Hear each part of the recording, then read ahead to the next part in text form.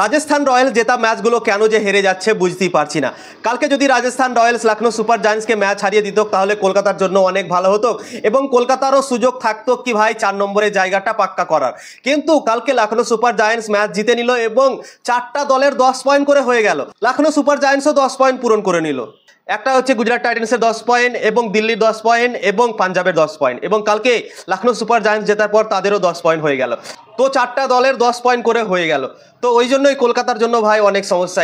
এই 4টা দল যদি ভাই ওপরে চলে যায় তাহলে কলকাতা প্লে অফে যাবে কি করে? তো তাই জন্যই আমি বলছি অনেক ইম্পর্টেন্ট ছিল রাজস্থানের জন্য ম্যাচ জেতা কলকাতা নাইট রাইডার্সের জন্য। যদি রাজস্থান রয়্যালস কালকে হারিয়ে দিত লখনৌ সুপার জায়ান্টসকে তাহলে কলকাতার চান্স অনেক বেড়ে যেত এবং কলকাতা 4 নম্বরে যাওয়ার সুযোগটা তাদের হাতে থাকতো। কিন্তু এখন 4টা দলের 10 পয়েন্ট করে হয়ে গেছে এবং কলকাতার মাত্র 6 পয়েন্ট আছে। তো তাই জন্যই ভাই অনেক সমস্যা কলকাতা দলের জন্য এবং কলকাতার জন্য ভাই খুবই খারাপ খবর। কালকে রাজস্থান রয়্যালস জিতা ম্যাচ হেরে গেল ভাই। লাস্ট ওভারে 9 রানের প্রয়োজন ছিল, হেটমায়ার আর ধ্রুব জুরেল ব্যাটিং করছিল এবং বল করছিল আবেশ খান। তা সত্ত্বেও রাজস্থান রয়্যালস এই রানটা চেস করতে পারলো না এবং 2 রানে ম্যাচ হেরে গেল। এবং দিল্লির বিপক্ষেও রাজস্থানকে ম্যাচ জেতার জন্য 9 রান প্রয়োজন ছিল এবং মিচেল স্টার্ক বল করছিল, সেখানেও তারা করতে পারেননি এবং ম্যাচটা সুপার ওভারে চলে গিয়েছিল এবং সুপার ওভারে দিল্লির কাছে হেরে গিয়েছিল রাজস্থান রয়্যালস। আর কালকে লখনৌর কাছে 9 রান করতে পারলো না এবং দুটো ম্যাচ তারা জিতা ম্যাচ হেরে গেল পরপর। তো রাজস্থান রয়্যালসের ভাগ্য খুবই খারাপ চলছে। দুটো ম্যাচ তারা লাগাতার একতরফা জিতছিল, তা সত্ত্বেও তারা জিততে পারলো না, হেরে গেল লাস্ট ওভারে গিয়ে। অসাধারণ বল করেছে কালকে আবেশ খান লাস্ট ওভারে, পুরো এয়ারকাট মেরেছে ভাই প্রত্যেকটা বল। এবং দিল্লির বিরুদ্ধে যে ম্যাচটা হয়েছিল সেই ম্যাচটাতেও ভাই মিচেল স্টার্ক অসাধারণ এয়ারকাট মেরেছিল এবং এয়ারকাট বলকে ভাই মারা খুবই মুশকিল এবং তাই জন্যই 9 রান ডিফেন্ড করে নিল ভাই দুটো দল, একটা হচ্ছে দিল্লি আর কালকে লখনৌ সুপার জায়ান্টস। 9 রান করতে দিল না। তো এয়ারকাটের পাওয়ার তোমরা বুঝতে পারছো, যে কোনো বোলার এয়ারকাট যদি মারতে পারে না তাদেরকে মারা খুবই মুশকিল এবং ওটাই দেখতে পেলাম আমরা দুটো ম্যাচে।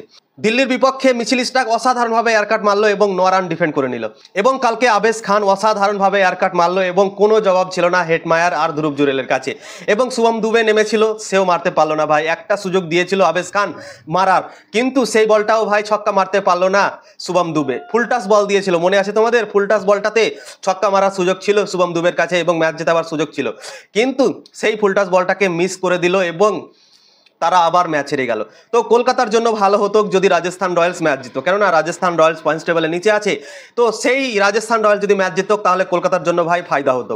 কিন্তু লখনৌ সুপার জায়ান্টস হারা ম্যাচ জিতে গেল এবং তারা 10 পয়েন্টে পৌঁছে গেল এবং 4টা টিম 10 পয়েন্টে পৌঁছে গেল ভাই।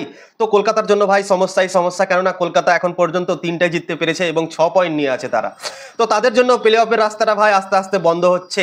তো জানি না কলকাতা কি করবে না করবে। যেভাবে ক্রিকেট কলকাতা খেলছে, কলকাতাকে কনসিস্টেন্ট পারফরমেন্স দেখাতে হবে। যটা ম্যাচ বেঁচে আছে কয়টা ম্যাচই ভাই ভালো পারফরমেন্স করতে হবে এবং কনসিস্টেন্টভাবে ম্যাচ জিততে হবে, তারপরই কলকাতার চান্স আছে প্লে অফে যাওয়ার জন্য। না হলে ভাই এভাবে যদি চলতে থাকে রাস্তা বন্ধ হয়ে যাচ্ছে। কিন্তু ভাই আমি বলে দিলাম 4টা দল অলরেডি 10 পয়েন্টে পৌঁছে গেছে। প্লে অফে যাওয়ার জন্য 4টা দলই প্রয়োজন। তো 4টা দল অলরেডি 10 পয়েন্ট হয়ে গেল। তো ভাই কলকাতার জন্য ভাই সমস্যাই সমস্যা। এখন জানি না পরে কি হবে, দেখা যাক।